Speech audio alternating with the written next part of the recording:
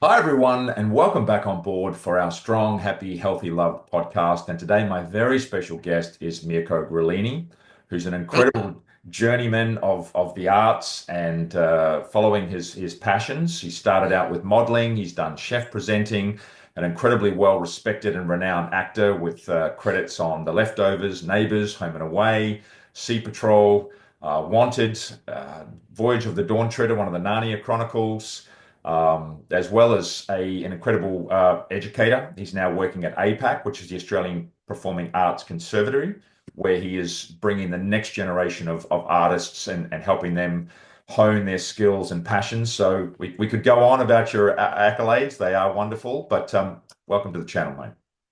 Thank you, John, and hello, everyone. You make me sound so important. I never put myself on that pedestal, but thank you. Yeah, it's been quite a journey, this life. You have, yeah, worked incredibly hard, and I certainly want to get to that highlight. So we talk about your journey. Let's go back to the origins. And I believe you were born in Bologna in Italy. Born in Bologna 56 and a half years ago. Yeah.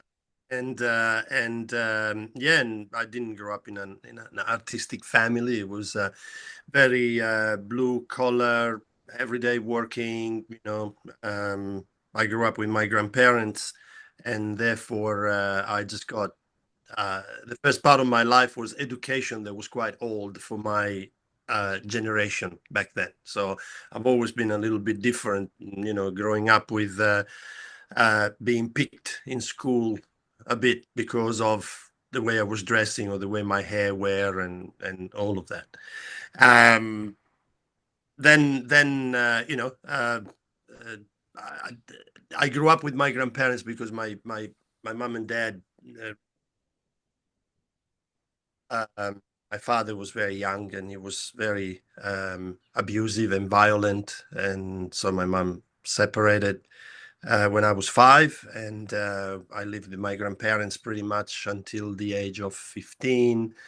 And Yeah, just that no ideas of what I wanted really to do for that part of life. My grandfather was telling me that there's only 5 secure jobs in the world, and back in that time it was plumbing, electrician, mechanic, accountant, or chef. So my mom, I didn't want to study. I didn't like studying. I could put my head to it. I think there was a lot of trauma that happened in the first 5 years with all the violence at home, and I was a bit scattered. And I chose to do hospitality school because I didn't really want to go uh, into anything that was had numbers or had things to. I just needed to be practical. I needed to do stuff that. So my mom sent me to the school, and I was boarding away from home for 2 years, and that's where I started growing up and realizing that my education with my grandparents was great, was very honest, but it wasn't up to scratch with the times. And you're in your 14, 15, 16 years old time when you start making assumption about the world and you start seeing how other people live their life, and you just don't agree with it. So you become a little bit of a rebel. Not so much rebel, like my heart has always been in a good place, but probably a bit more selfish and moving away from what my grandparents were teaching me because I didn't see the value back in those days. Um, then I started working in kitchens, and I hated the chefs, the attitude and the way that they were stroppy and swearing all the time, and just unhappy people working in places where they shouldn't be. And so my mom decided that that job wasn't really for me because I hated it. I actually faked my appendicitis to one season because I hated the chef, and they actually cut it out of me. So I went to hospital, and they cut out a healthy appendicitis because I faked, but it skipped me from working that season, and I accomplished my goal. So I ended up working with my mom. She had a beauty salon and a perfumery shop, and I learned how to be a masseur. I was working in the middle of women all the time. My mom had a female-only beauty salon, and I started doing massages. I started doing waxing. I started doing facials. I started doing, learning that craft, which wasn't really prominent back in those days, but it was definitely becoming an industry that was massive. Had a massive fallout with my mum. Uh, she wasn't paying me because, it's the family and this will be all your one day and all of those conversations. So she was giving me like, I don't know, the equivalent of probably $20 a week now. And just to buy bits and pieces that you need. But when you need something, she said, come to me. She was going through difficulties, and therefore, every time you were asking, it was not really well received. But I was towards my 17, 18s. I had my motorbike. You have the girls out. You're gonna walk for friends. You have a pizza. You have stuff. It's you needed some more money. So I started selling perfumes to my friends and keep the money, which was very wrong and very much aligned with the way that my father was. And so my mother uh, hated it. We had a massive fight. And I left, went away, went to Milan to work in a superstore over there. I had a girlfriend up there, so it was easy to just go up there and just be away for 2 months. And when I returned, the lock of the house was changed. Mm. Calling my mom from a telephone box and saying, did you lose the key and change the barrel because I'm back, I need to come in. And she said to me, you don't live here anymore. And I went, what do you mean I don't live here anymore? That I can't trust you. I made my mind up. I changed the barrel and off you go and look for your life. Go and see how hard it is to make money. So I think she thought back in the time that I would have just gone on my knees and asked for forgiveness, but instead I actually took off, and I've never been home ever since. Wow. So my mother for 5 years. I went through a fairly difficult time of resettling by myself without any mentorship and just living the day. At 21, I was suicidal. I just couldn't deal with that anymore. I just didn't know. I didn't have a mentorship. I didn't have a father who could actually teach me about life because he was a delinquent himself. And my mom, her pride was just up here and she was having difficulty. So she was going through her own mental health problems. And so it was all over the places. The only people I was talking to was my grandparents. Yeah.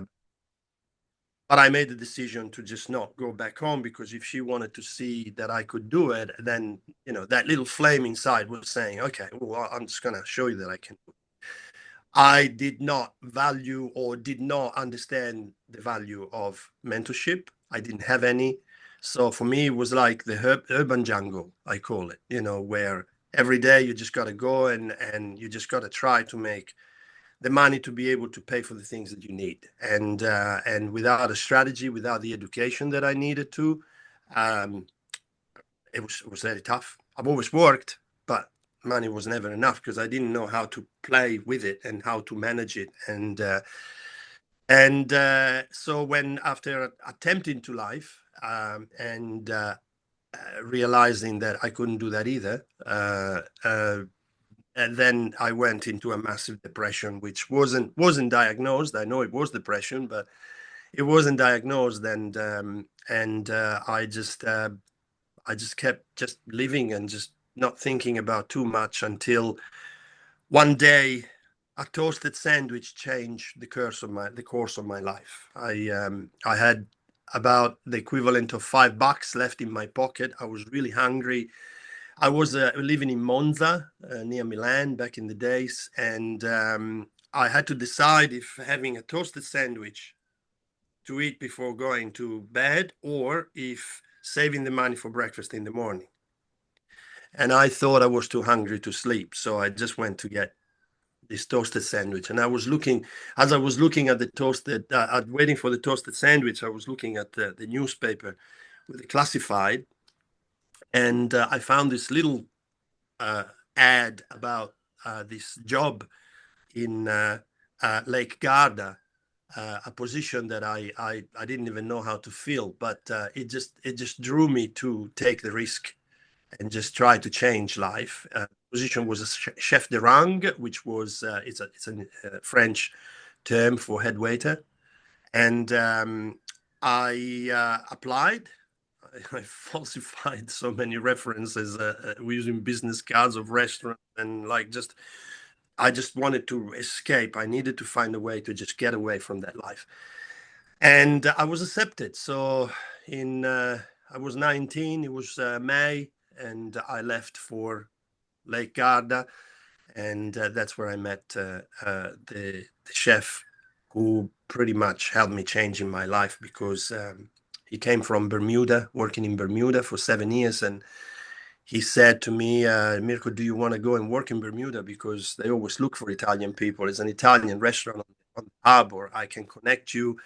And I said, yes. I didn't know English. I didn't know anything. I just went, yeah, okay, yeah, let's do it. So I sent all my documentation, and about a month later, I got a letter back saying, yeah, we're happy to get you. You need to provide this document for us to organize your immigration and all of that. And then I realized, not knowing English, I had to go and live in England. So at the end of the season, I got my car, drove up to England, and without English, without anything, without knowing where to go, all I had was an agency that was supplying work to Italians, and that's all I drove to. And yeah, and then I ended up in England, where I met my who became my first wife, and I came back to Australia with her because she couldn't come to Bermuda. So she said, "Do you want to come to Australia instead?" And I went, "Okay." Islands. I'll just go to either. I had a backpack and a suitcase, so I didn't have anything else, and that's how my life in Australia started. Yeah, yeah, amazing. Thank you for giving us the context. And it's interesting that you have had those limitations. I mean, having, no supportive parents around, and whilst you still had your grandparents, I'm sure as a young child, you're yearning for that love and support of the needs of a family. And so to be kind of bouncing around, and what I've noticed about you over the years is you have this incredible drive. There is something around you that just doesn't Mm. no for an answer. I mean, you're falsifying these references. You're selling the perfume on the side. So there is this part of you that you talked about, that's rebellious nature. I mean, Yes. when did you really start to see how much of a gift this inner determination that you had? I mean, to come to learn another language, come to another country, to see where you are now. When did you start to see this turn or this shift in your acceptance? It was a particular spot where I actually realized that I was different. I guess I've always had a very good attitude to life, meaning that and people and helping people. And I think the like having done a fair bit of work with psychologists and mental health in the last 15 years of my life, I kind of self-analyzed myself and spoke with a couple of psychologists just to get an understanding. And I think the compensating what I needed to have, which was the help and offering help to other people, has always been the way for me to feel that I was fulfilling something in there without unconsciously, obviously. I've always been there for other. I've always tried to make people laugh. I've always encouraged people to express themselves in the way that they need, instead of keeping everything inside. So going from having to lie to be able to get through situation, and finding that the lie was taking me further into what I didn't want to live, and getting me closer to what my father was, then I began that self-reflection of just changing my life and just being a different person. But I didn't know how. Again, I didn't have mentorship. Um, the very first moment where I started thinking differently was after I separated from my first wife.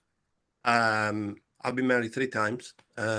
My first wife marriage was just 15 months long. Um, and she gave me a book when we separated, because I assume she would have seen how much I was displaced in my own life, coming to um, Australia without having any contacts or any Italian people around, or just like the shock of the culture, and trying to just be funny with people, but not knowing how to because you don't speak the language, And so it was a mayhem. And I abruptly interrupted my marriage in ways that I would never do it again. But she gave me a book, The Celestine Prophecy, which was my first book that was focusing on the bettering of yourself, of the improving of your life, on looking at things in a way that weren't the conservative way that I had learned. And that book really just stimulated a lot of question marks for me, and then it gave me an understanding that I wanted to see through more of this esoteric world that was described in the film. So I started buying more books, and the second one was The Way of the Peaceful Warrior by Dan Millman, which was an amazing book. And even then, that gave me so much inspiration. The mentorship from book is not an exchange with someone. So you absorb the information, you absorb that energy, but then you don't really know how to manipulate it and how to sustain it in a way that it can be sustainable for you. And therefore, I just dove into these different experiences of life. I would have never thought I would have become an actor. I just didn't have it in my mind. What I had in my mind was the food. So I started making pasta for restaurants because I didn't come across anybody in Australia who could make pasta with a rolling pin. And that's one thing that my grandmother taught me that I hated when I was doing, because, who wants to be a kid and just roll pasta instead of being out playing soccer with your friends in the street? Um, so I took this skill that I had, I converted into a business, and I was making pasta for restaurants for 2 years. I was making up to 50 kilos every week, all by hand, delivering, packaging, learning all of that without anybody explaining it to you, which became very successful, but it was very draining. So after a couple of years, I let it go and I gave it to a friend. I moved up to Noosa with my second wife and my child, because by 1995 I had my child, and I started doing cooking classes Okay. because pasta for the restaurant. So I started doing cooking classes here on the sunny coast, and then I had an opportunity to become one of the teachers for a very well-known cooking school in Brisbane back then, and my classes just went berserk. So I started doing some TV stuff. I wrote a cookbook, and then I just thought, oh, maybe I should just learn how to improve my speech a bit more and my theatrical ability, because I'm doing cooking shows in front of people, and I just need somehow to understand the theatrical ability. So I went to what it was called the Actors Conservatory back then, and with the intention to do a 3 month course as a presenter. And I auditioned, and the owner back then convinced me into doing a full 2 years advanced diploma in stage and screen performance, which I didn't consider, but I jumped in, and that's what took me onto this pathway. And as soon as I felt it, as soon as I started working with my own creativity and expressing myself differently, it just opened up a completely different world for me, and I fell in love with it. So I pursued it, continued it, and with the accent, it was very challenging to even just be considered at the beginning. So I did about 5 or 6 years of short films to just build a show reel and just get some traction. And then I got my first national TV guest role on Sea Patrol in 2008. And then Narnia came along, and then things started moving. My accent started getting better, and I got into directing. I got into producing, and then I strongly felt I wanted to help young artists growing as artists instead of looking at the you know Matrix and the Oscars and all of that. It was more about the self-development to become the performers that you want to be, but not just for screen or theater, but in your life. The mentorship that goes through the performance and what I teach is very much pushing you in self-reflecting about your life as well, and see the changes that you want to make, and give them some guidance into what to watch and what to praise, and how not to follow the format, but follow what you have to offer. Well, I know Uh, you and I have worked together in some role-playing companies, and I know that's been very instrumental in me learning more about myself, because it's one thing to have a script, but it's another thing to sit across from someone that you're trying to teach or support. And I know we've done that through various corporations, and a lot of it was around the mental health. yeah, And yeah. so you've got to step into these roles where you're damaged, you bring up these emotions, you cry, and it's interesting to watch other Mm. people respond when you see a grown man break down convincingly. Um, And you know, that's my 5 minutes, because it's yeah. I would have to say the mental health role play corporate work that we did has definitely helped me in pondering further in what I can offer, and pondering further in how I can resolve things for myself, and really just um, give a rebirth to that desire of helping people that I had.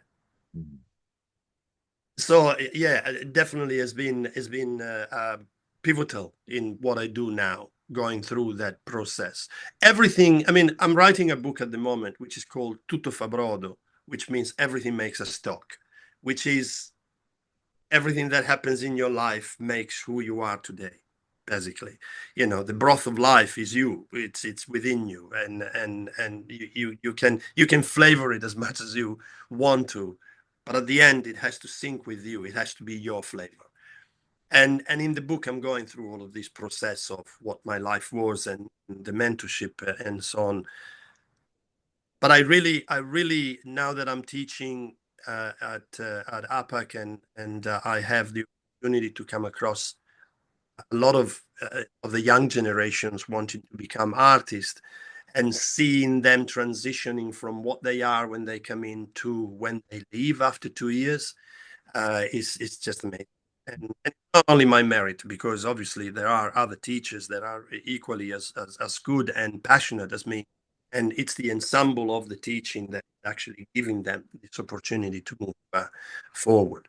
But what I teach them is not my fears, is to confront their fears, and just I don't know how life is going to be in a month's time, so I can't really tell you how to move forward, if not how to move forward with uh, a strategy that suits you and works for you, for your lifestyle, and for the way that you want to live life. Um, it's interesting with the psychology and being around long enough, excuse me, and your upbringing, your challenges. And I see sometimes, what we do for others is what we're really trying to do for ourselves. So it's interesting that you didn't have a mentor, you didn't necessarily have good support around you, and yet now you provide that context for your mm, students and for other people. And I know you've helped me and numerous other people. You're always thinking of to bring in, and how can I create more? So yeah, it's wonderful that you're still bringing your own flavor and you have a presence and you bring such a unique, sense of growth and awareness. And it's interesting, within the arts, that mental health aspect. We look at people like Robin Williams and Philip Seymour Hoffman, and I know Ethan Hawke talked about the sense that it doesn't come for free. There's a cost to step into this creative world, and I know through the 2019 and 20, through those years, that the arts weren't considered essential work. That a Mm. lot of our friends and peers and colleagues suffered greatly because you couldn't work, and Yeah, and yeah. drugs, alcohol, mental health. And look, I think when we look at people like Robin Williams and any others who have gone through the challenges, it's hard to understand what their world is. It's hard to understand how they can be themselves when they can't have the freedom to just be somewhere without being photographed or judged or talked about or um so that's an extreme of life,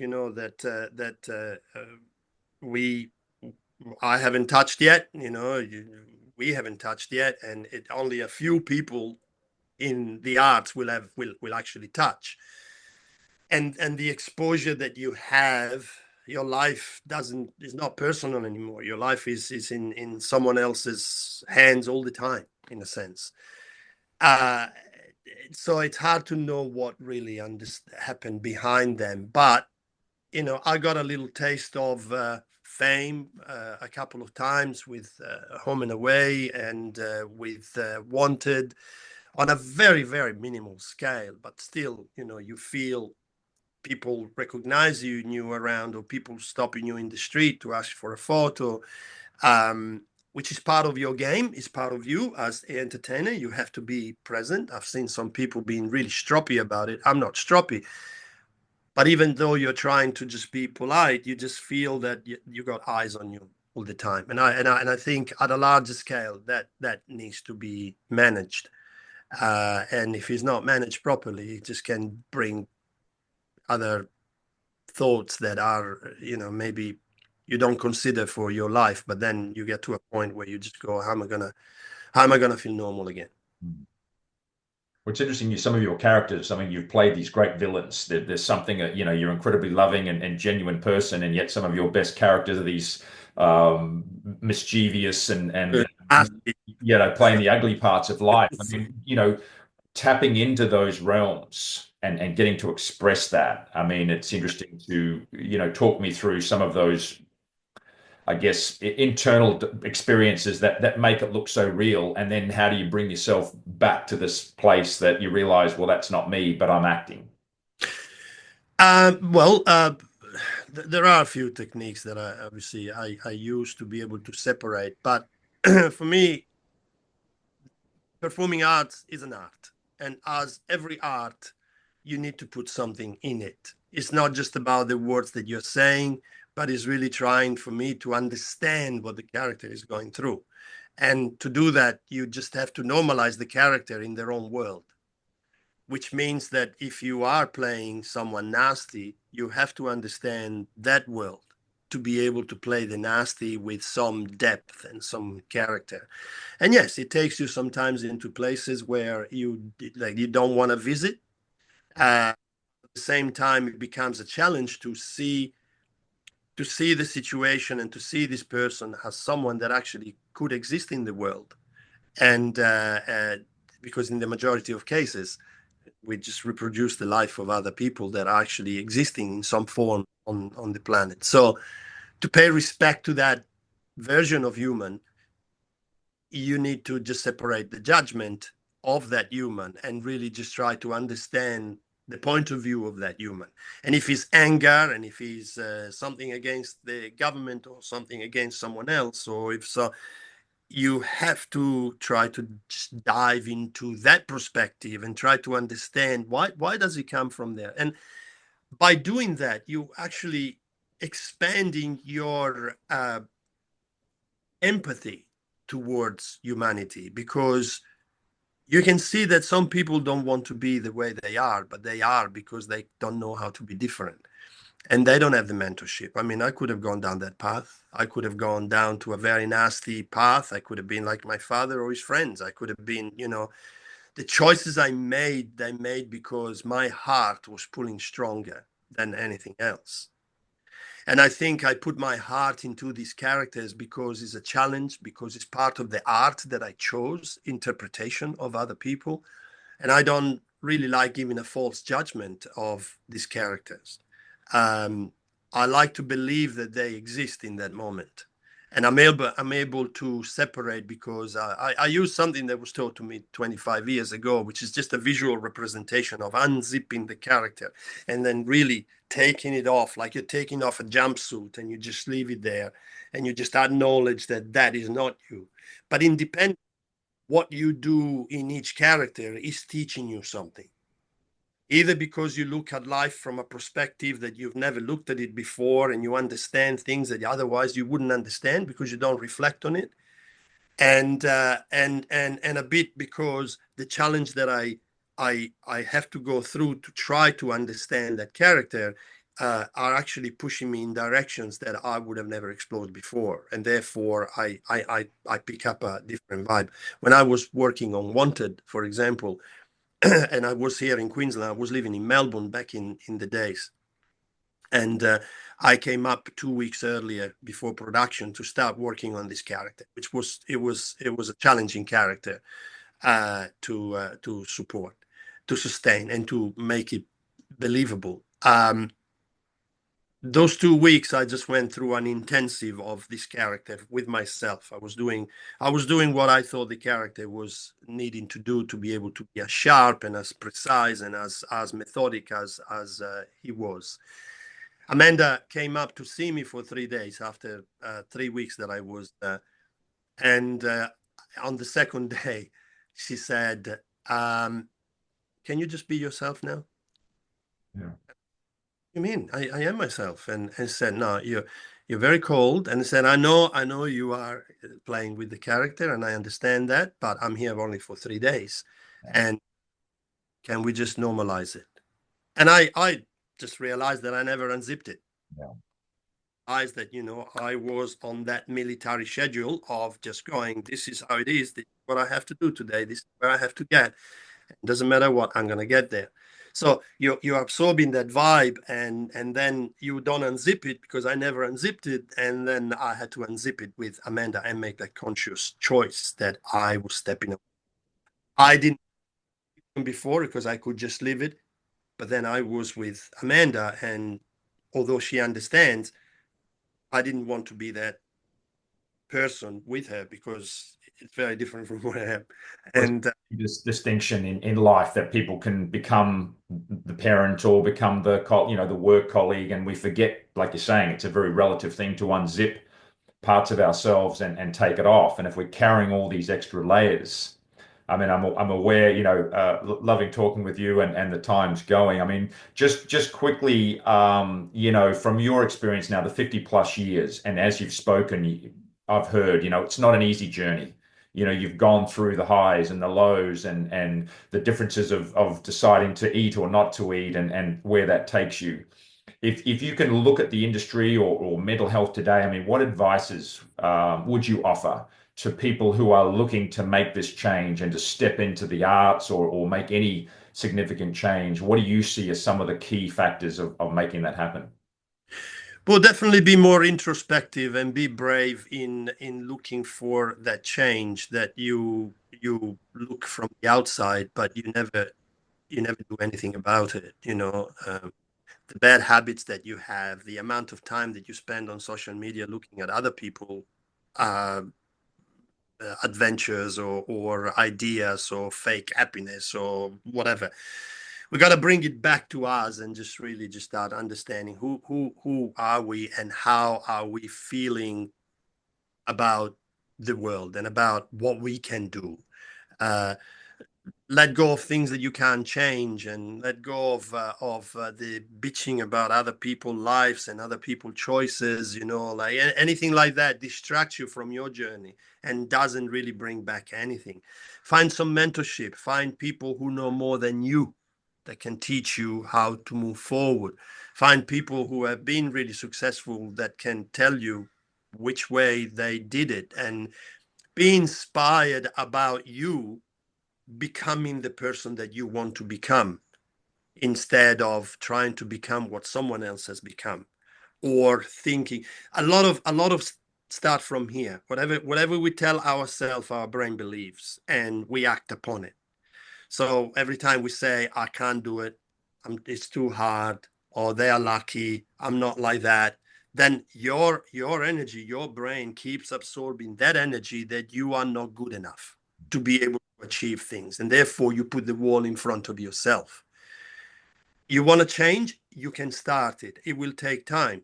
It maybe take a month for you to be successful. Like I've seen some people jumping out of school and immediately having opportunities but those actors, those performers were really committing, and they had people behind them pushing them towards the direction because they saw the worthiness.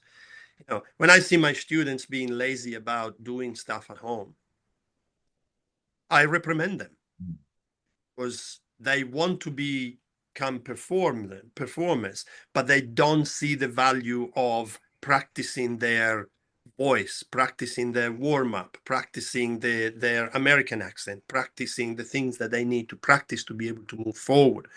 They're just expecting the work to come from them, when in fact, they are not ready to actually do anything because they haven't prepared for it. It's the hardest part for us. I always compare it to musicians. A musician plays every day.